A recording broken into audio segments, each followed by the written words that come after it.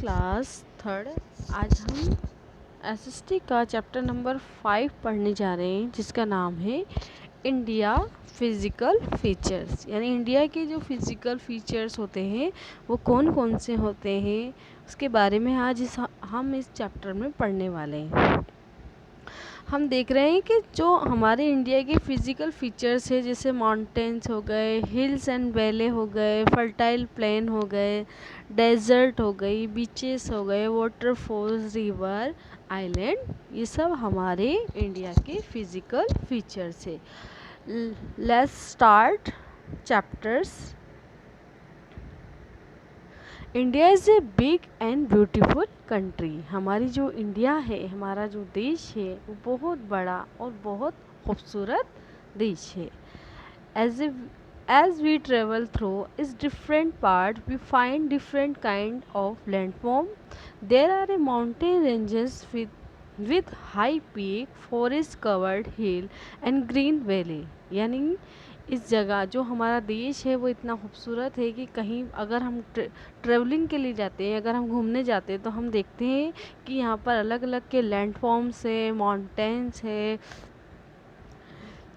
जो हमारे फॉरेस्ट है वो कवर्ड है। किस चीज़ से कवर्ड है? हमारी ग्रीन वैलीज़, यानी ग्रीन जो वैलीज़ है, घाटियाँ हैं। हम जाते हैं ना, अगर हम कश्मीर जाए तो हमें घाटियाँ दिखेगी हरी भरी, अगर हम मुंबई जाते हैं हमें समुद्र दिखते हैं। ये सब हमारे देश के पार्ट से जहाँ पर हम घूमने जाया करते हैं। There are fertile green plain with river flowing through them. There is a desert and there are beautiful beaches, there are island too. ये सभी हमारे इंडिया में मौजूद है। ये हमारे देश की खूबसूरती का क्या है? एक हमारे देश की खूबसूरत ज़मीन को खूबसूरत बनाने का काम करते हैं। यानी हम देखते हैं कि हमारे देश में क्या है? डेजर्ट है, रेगिस्तान है, वहाँ पे भी लोग घूमने जाते हैं। पहाड़ी इलाके हैं, वहाँ पे भी लोग घूमने जाते हैं। रिवर्स देखने जाते हैं, समुद्र देखने जाते हैं। ये सभी हमारे देश की खूबसूरती को प्रदर्शित करता है। The various landform of a country are known, it is a physical feature. जिसे हम किस नाम से जानते हैं? Physical features. A map that show broad physical features is called physiological map.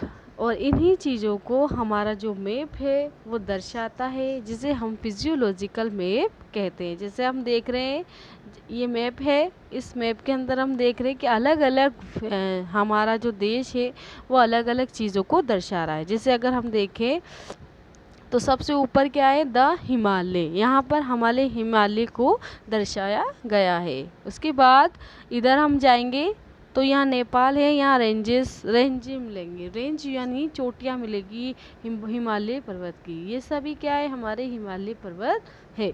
उसके बाद ये द ग्रेट नदर्न प्लेस। यहाँ पर ये जो एरिया है ग्रीन वाला, वो ग्रेट नदर्न प्लेन्स है। यहाँ पर आपको क्या दिखेगा? बहुत सारी नदियाँ आपको नज़र आएगी। यहाँ पर गंगा, जमुना, ब्रह्मपुत्र नदियाँ सभी आपस में मिलती है। उसके बाद द ग्रेट इंडियन डेजर्ट। यहाँ पर क्या है?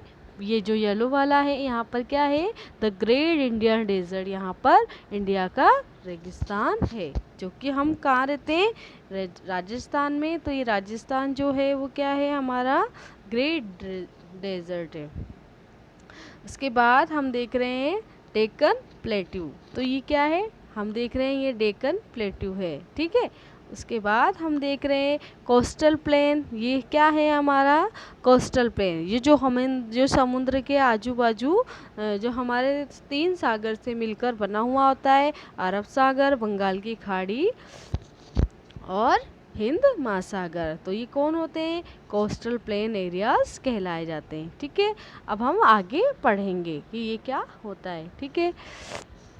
अब हम सबसे पहले पढ़ने जा रहे हैं वो है mountains. Mountain, the Himalaya mountains ranges lie in the northern part of India. Mountains जो रेंजेस है, यानी हमारे जो हिमालय पर्वत है वो क्या है? Northern part. हमारा जो भारत का जो सबसे ऊपरी हिस्सा होता है, नदर्न पार्ट, वहाँ पर हिमालय पर्वत दर्शाया गया है। यानी उस जगह पर हिमालय पर्वत की चोटियाँ हैं।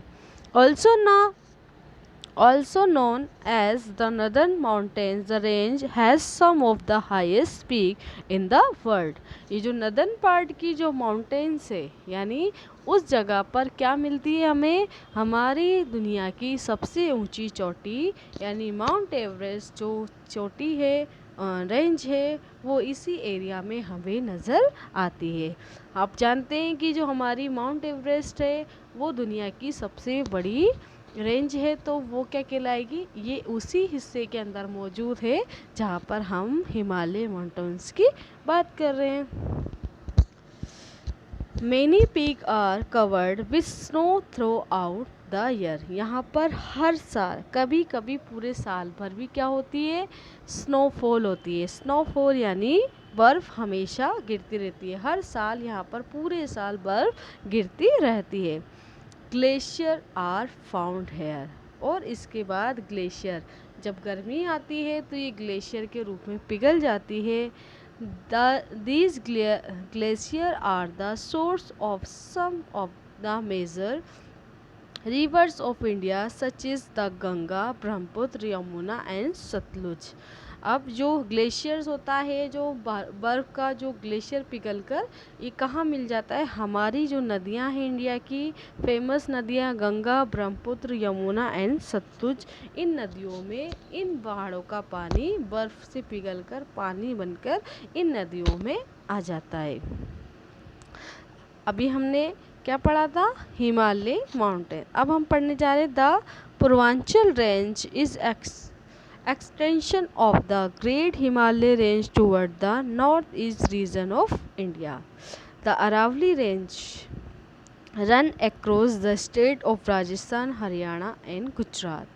पूर्वांचल रेंज है, उसके बाद हम देख रहे हैं कि ये दो पूर्वांचल जो रेंज है वो ग्रेट हिमालय से मिलकर कहाँ से, north and east of India, यानी ये दोनों कहाँ से मिलती है, नॉर्थ और ईस्ट से मिलकर हमारे इंडिया के अंदर मौजूद है। इसके बाद the Aravalli ranges run across the state of Rajasthan. जो अरावली रेंजेस यानी अरावली पर्वतमाला है वो कहाँ है, किसको क्रॉस करती है, हमारे देश के 3 राज्यों को क्रॉस करती है, राजस्थान, हरियाणा एंड गुजरात। अब हम राजस्थान में भी देखते हैं, तो हम अगर हमारी छत पर खड़े होते हैं तो हम देखते हैं कि हमारे छत पर हमें पहाड़ नज़र आते हैं। वो पहाड़ जो हमें नज़र आते हैं वो एक्चुअल में क्या है, हमारी देश की अरावली रेंज है, यानी अरावली पर्वतमाला है। कभी आप छत पर जाओ तो आप देखना जो आपको पहाड़ नज़र आते हैं वो पहाड़ कौन है, Aravalli range.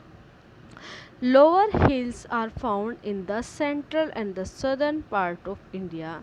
In central India, we find the Vindhya and Satputra range. The Nilgiri hills lie in the southern part of the country. उसके बाद जो सबसे लोअर हिल है, यानी सबसे निचला हिल है, जो पर्वत है वो कौन कौन से हैं, नीलगिरी हिल्स है, विद्या है, सतपुरा रेंज है, ये सारे लो है, यानी सबसे नीचे की पर्वतमाला है। ये कहाँ पर ज़्यादा मौजूद है, सदर्न पार्ट ऑफ कंट्री, यानी हमारे देश के साउथ के एरिया में सबसे ज़्यादा आपको ये चीज़ें नज़र आएगी। अब हम पढ़ने जा रहे हैं माउंटेन्स। हमें समझ में आ गया माउंटेन, जो माउंटेन होते हैं वो क्या होते हैं, पहाड़ होते हैं। हमने 3 तरह के पहाड़ पढ़े, हिमालय पर्वतमाला, अरावली पर्वतमाला, पूर्वांचल, और उसके अलावा जो हमने छोटे छोटे पहाड़ों पर्वतमाला के बारे में जाना है, जैसे सतलुज हो गया, विद्या हो गई, नीलगिरी हिल्स, ये सभी हमारे साउथ एंड सदर्न पार्ट में मौजूद है। अब हम पढ़ने जा रहे हैं plains. Part of India are covered with flat land called plain. अब हम पढ़ने जा रहे हैं कि जो इंडिया का पार्ट एकदम प्लेन होता है, एकदम फ्लैट होता है, उसे हम क्या बोलते हैं, प्लेन्स कहते हैं। The great plain lie to the south of the Himalaya. ये जो great plain lie to the कहाँ है, इस साउथ के साउथ में, साउथ का हिमालय भी इन्हें कहा जाता है। They are also known great northern plains, इसे हम ग्रेट नदर्न प्लेन्स के नाम से भी जानते हैं।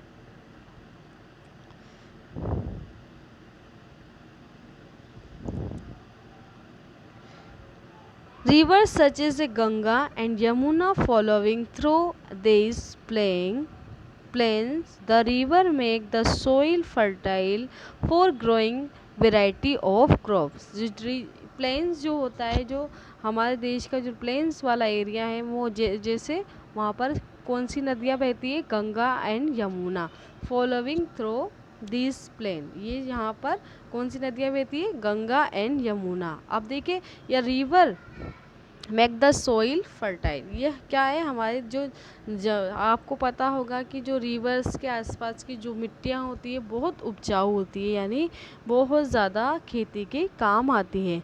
ये हमारी वेराइटी ऑफ क्रॉप्स, यहाँ पर हम अलग अलग वेराइटी की फसलें उगा सकते हैं।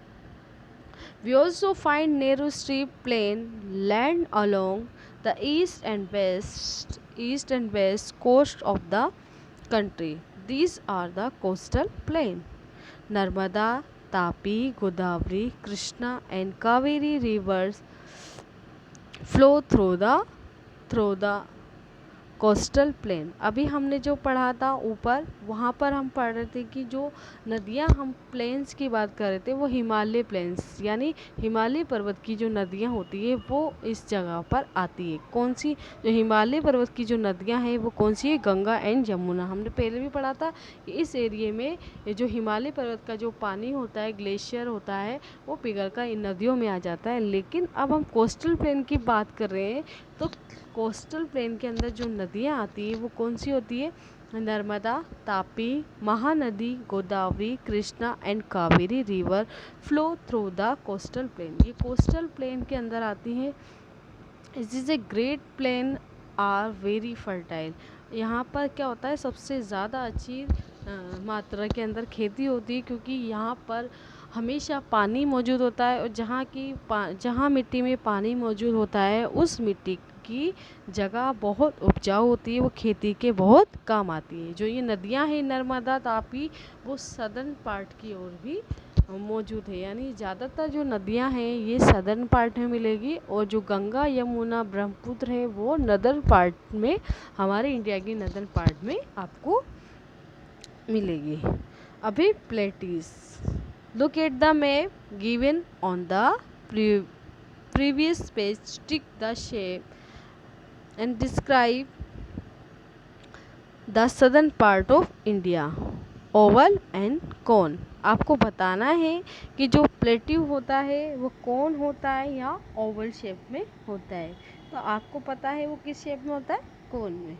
Yes, the southern part of does look like a कौन। हमने पढ़ा कि जो सदर्न पार्ट होता है वो लुक लाइक कैसा होता है, एकदम कौन के समान होता है, यानी तिकोना होता है। ठीक है।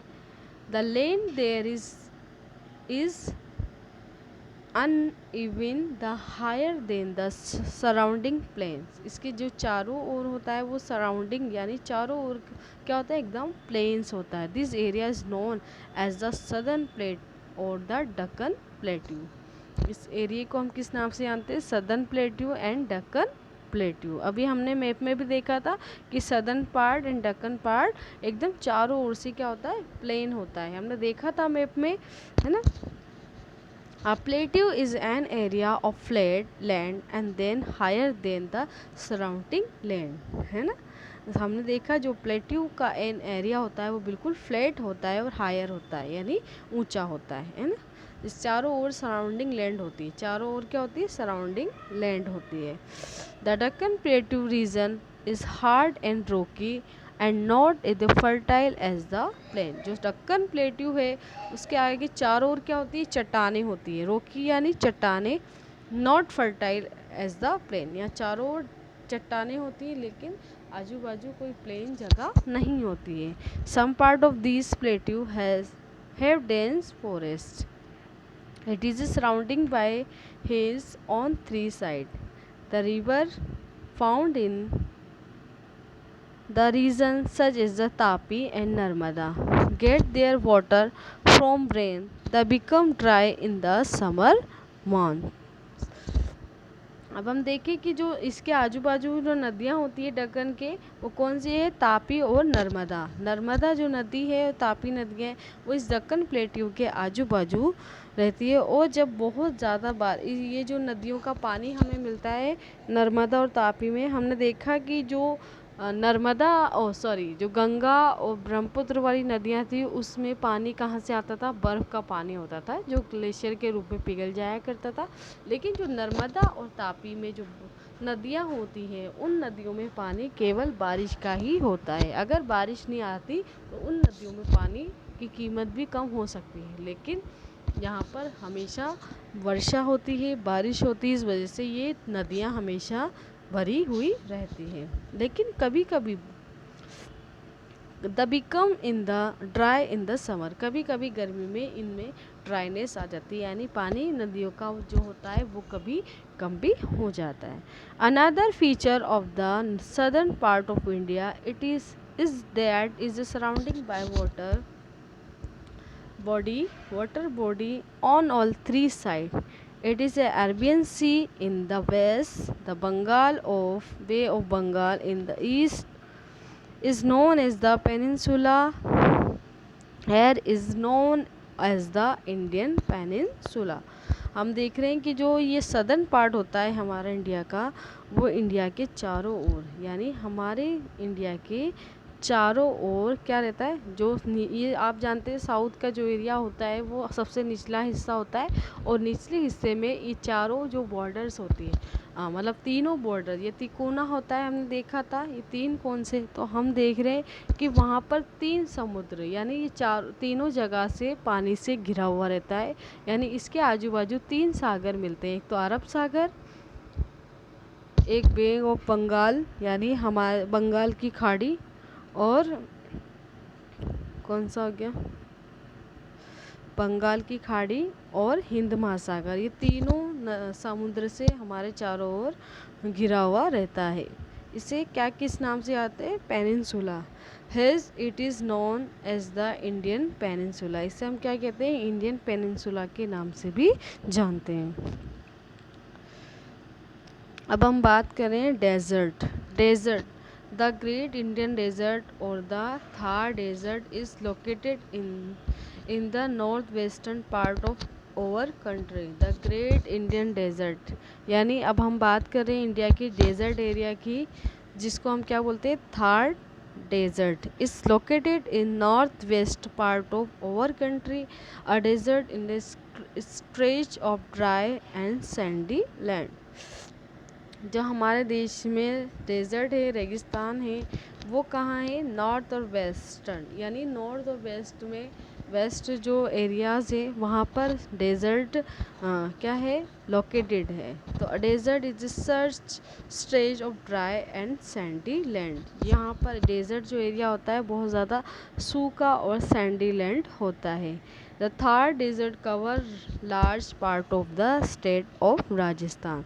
जो सबसे ज़्यादा मात्रा के अंदर जो रेगिस्तान है, जो डेजर्ट एरिया है, वो हमारे राजस्थान के अंदर मौजूद है। यानी बड़े एरिया के अंदर अगर हम देखे जाएं तो सबसे ज़्यादा जो कवर करता है वो कौन सा एरिया है, हमारा अपना राजस्थान। अब हम बात करें आइलैंड की। India has a two group of island. On it is the eastern side Bay of Bengal and the Andaman and Nicobar island. हम दो, हमारे इंडिया में दो ग्रुप है आइलैंड के, एक तो है ईस्ट साइड जिसे हम बे ऑफ बंगाल के नाम से जानते हैं, and line Andaman and Nicobar island. On the western side is the Arabian sea lie the Lakshadweep island, यानी दो आइलैंड है, एक तो अंडमान निकोबार है और एक लक्षद्वीप आइलैंड है। एक तो क्या है, बे ऑफ बंगाल की खाड़ी यानी बे ऑफ बंगाल में है, दूसरा अरेबियन सी में है।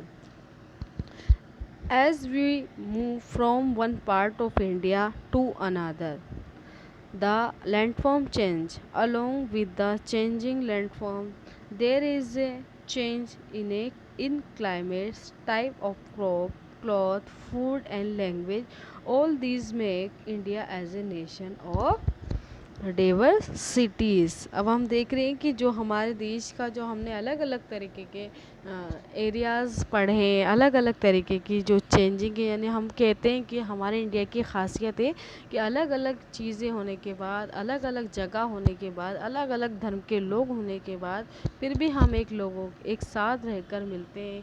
यहाँ पे क्लाइमेट भी आपको अलग अलग मिलेगा, खाना अलग मिलेगा, क्लॉथ्स अलग मिलेंगे, लैंग्वेजेस अलग है, फिर भी हमारा देश सब में मिलजुल कर रहता है। यही हमारे देश की एक खासियत है।